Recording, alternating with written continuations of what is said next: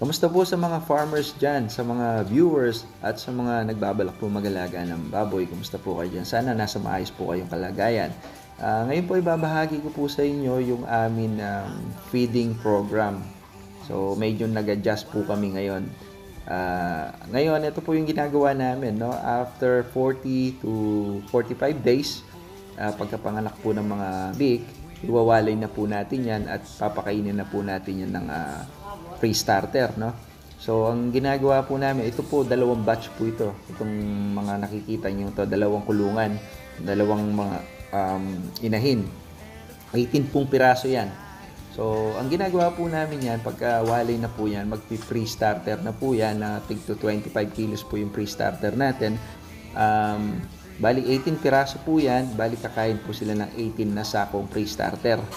So, pagkatapos po nilang maubos yun, i-introduce naman po natin sa kanila yung starter.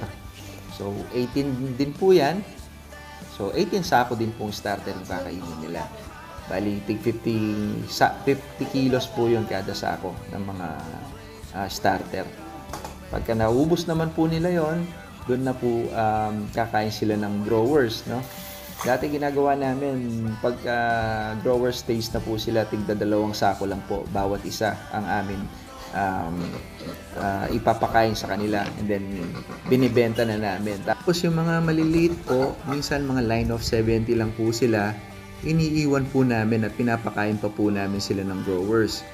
Ngayon napansin po namin pagka mga nasa mga 5.5 months na po sila, since birth po yan mula pagkasilang, at doon po sila lalong malakas lumaki.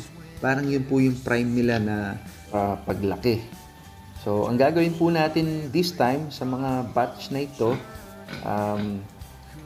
bali 18 sila, papakainin na natin sila ng tig 2.5 sakong growers bawat isa sa kanila.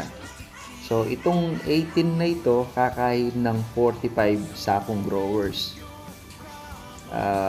Papaubos na po natin lahat yon, and then benta sila ng misanan.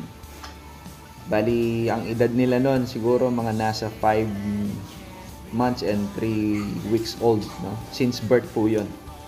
So, titignan natin yung difference. Pero kailangan din namin mag-monitor sa timbang kasi nasa mga close to 90 kilos na itong mga ito.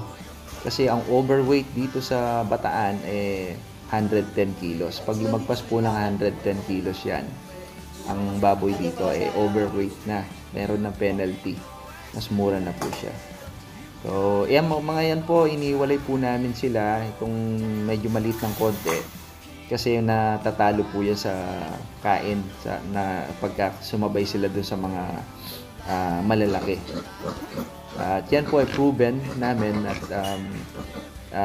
nakakakain sila ng maayos at nakakasabay sila sa paglaki.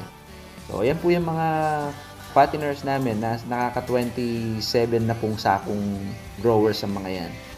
Ngayon, meron pa silang 18 na sakong growers na kakainin. So, mabebenta itong mga to around September 16, 17, or 18, mga ganyan.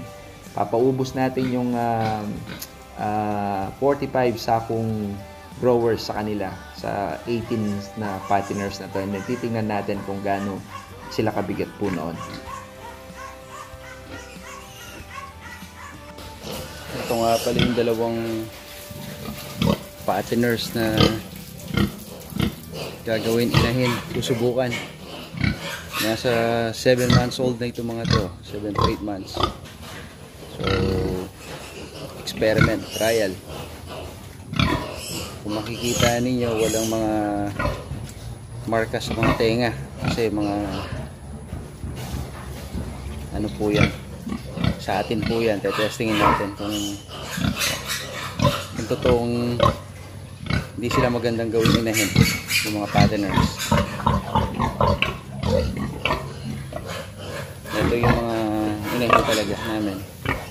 Makikita ninyo yung mga markings sila sa tenga, yung mga yan lahat.